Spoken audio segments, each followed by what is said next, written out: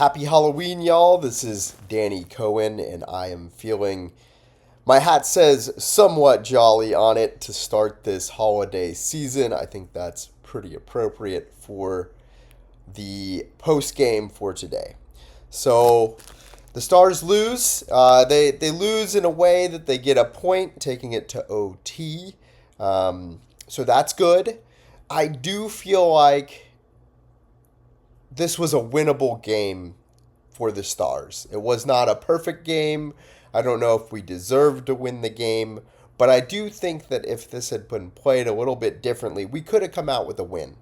And the Stars went 0 for 3 on the power play.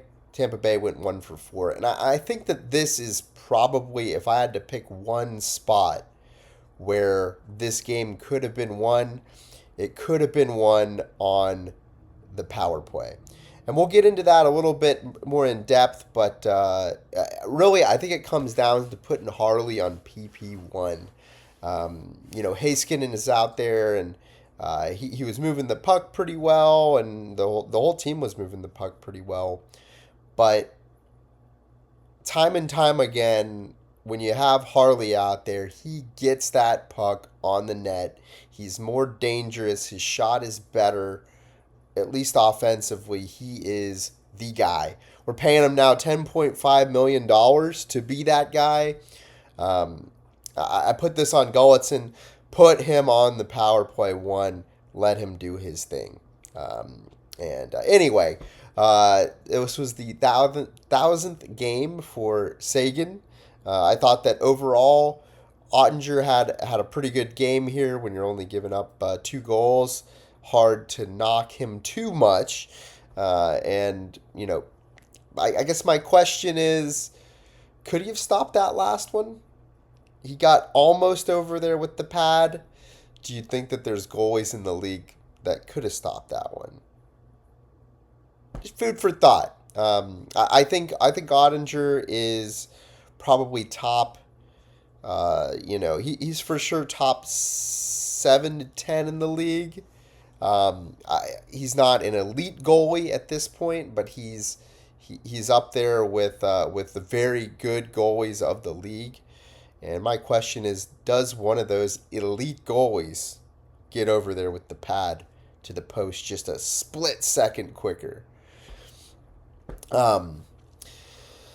I thought there was some good physical play out of this game. Bischel's looking more confident with each game. He was looking physical out there, and overall the team out-hit. We've been out-hitting some teams, which we didn't do last year, so good on Gulletson for doing that bit for us. We out-hit them 30-21. So that was good to see. And I was watching this game at the bar, so I assume that the announcers for TNT were wearing their hat tipped to the Chiefs jerseys and the blood and all that for Halloween. I have a feeling they were wearing that because of the Tampa Bay Florida brawls that took place in the preseason that we discussed. But again, I couldn't hear it. I thought that was cool to see. I think that's why they were doing that.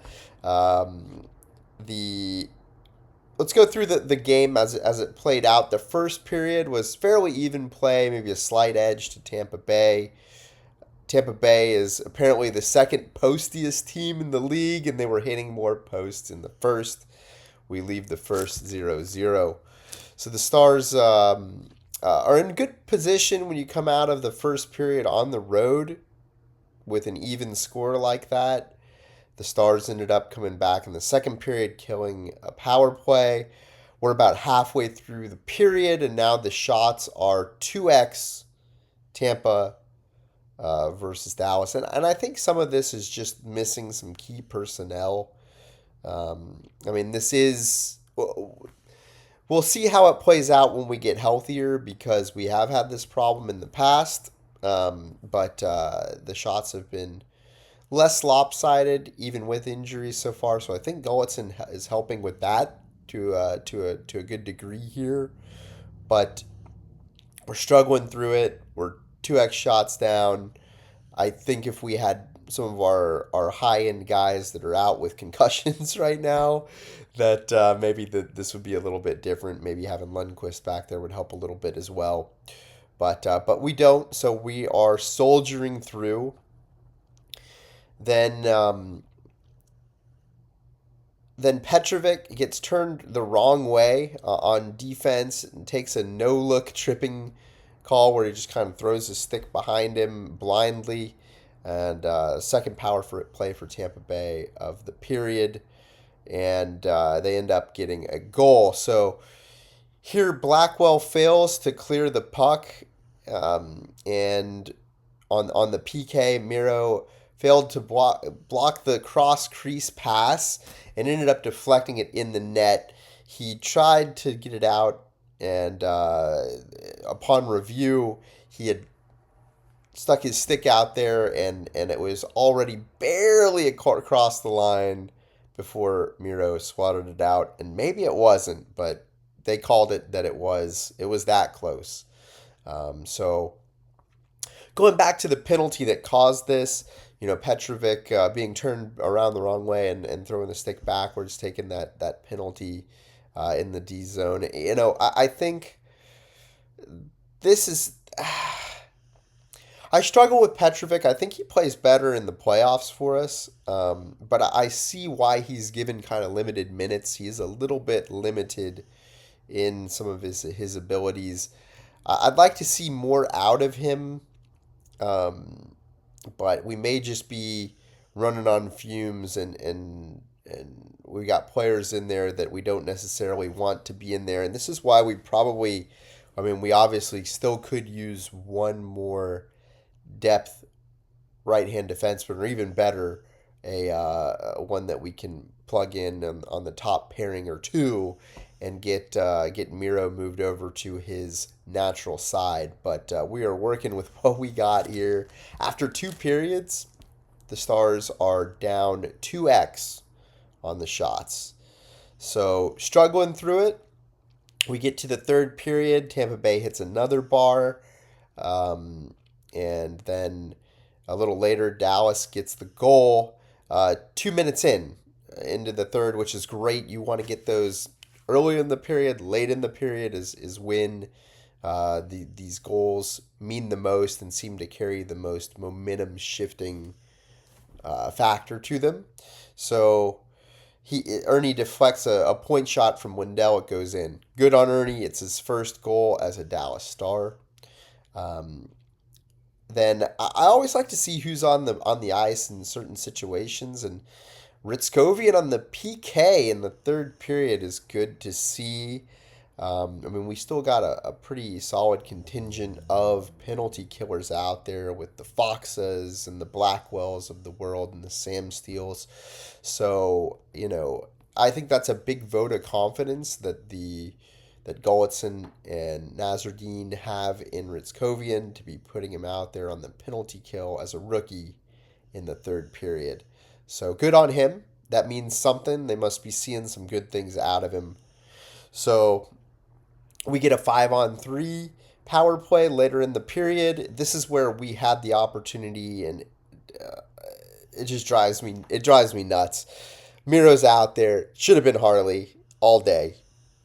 Miro gets one shot, a nice opportunity, shoots it into the body, and he misses an opportunity to shoot on another chance where he just hesitated.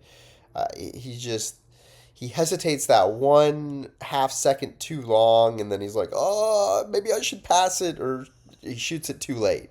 And this is where Harley needs to be making his big bucks. But anyway, maybe we'll learn next game. I keep saying this over and over again, and I keep seeing Miro out there on the first power play, and I think it's costing us points. I really do. But anyway, later in that third period, I like to see the big hit from Bischel on one play, and then he ends up roughing up a net loiterer to. I like what I'm seeing out of Bish. He looks more engaged. He looks like he's playing the game that we need him to play. And on the back end, we have nobody else who can really bring what he brings. So anyway, we go to OT, and the Stars they were great on the game, 56.5% on the game in faceoffs, but we lose the opening faceoff, and I, you got to win those draws. I do have to say the Stars are bad in OT. I'm always, when we get to OT, I'm just praying that they can get through OT and get to the shootout, which is more in their wheelhouse. The Stars they're not the fastest of teams. Our defense is not the best, and I think Ottinger, for whatever reason, he plays better.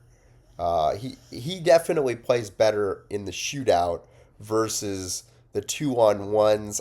I think that's maybe one of his weaknesses because I think his lateral movement is not being as big as he is. It's not as good as some of the other goalies in the league or some of the goalies that we've had in the past that were smaller. After that breakdown of Ottinger, I've got more respect for Ottinger's game, but at the end of the day, he does have some weaknesses. This in my eyes is one of them. So they end up and again I think we're a slow team, and missing hints is makes a 3-on-3 even harder because we don't have that speed there. So um, Mikko Rantanen ends up getting stripped of the puck in the offensive zone by Hagel. Hagel's a hell of a player. I mean, you could see why he was on the you can see why he was on Team Canada in the Four Nations last year. Awesome player. So Miko gets stripped of the puck by Hagel. They go back the other way. We've got um, uh, a situation where Otter's got to get over to his post on a nice move from Sorelli. He doesn't, and Sorelli puts it in the back of the net. So and here maybe Harley would be good. I know Harley's got his defensive weaknesses, but here maybe Harley would be good also to see on the ice a little bit more in overtime. But it's a I don't think we have the best of cards when it comes to overtime, no matter what you do, because Harley's a little weaker in the defensive end than Miro is. So the Jets pull with this loss for the Stars. The Jets pull another point ahead of us. We're still in that wild card one position, now down 2 points to the Jets.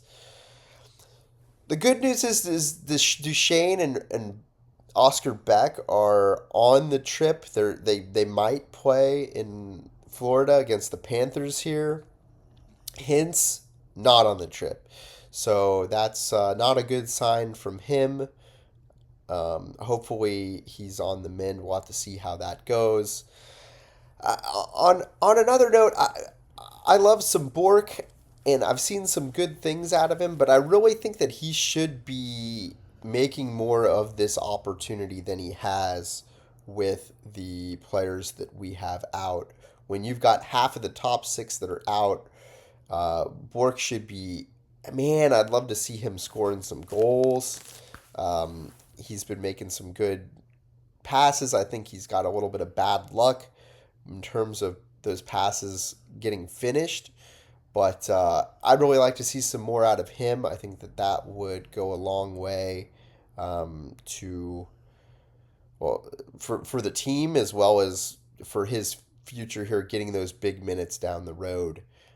So anyway, we go on to Tampa or to the Florida Panthers next, and hopefully we can steal another point or two out of this road trip and bring it back home. It was it was a fun one to watch. I didn't like the result, but fun one nonetheless. I think all these games with Tampa Bay are usually pretty exciting to watch. So look forward to the next one with them. Hopefully, with a fuller roster, we can smoke them. And you guys have a happy Halloween. Danny Cohen signing off. If you need to reach me, it is the Foil Hockey. That's TheFoil hockey at gmail.com.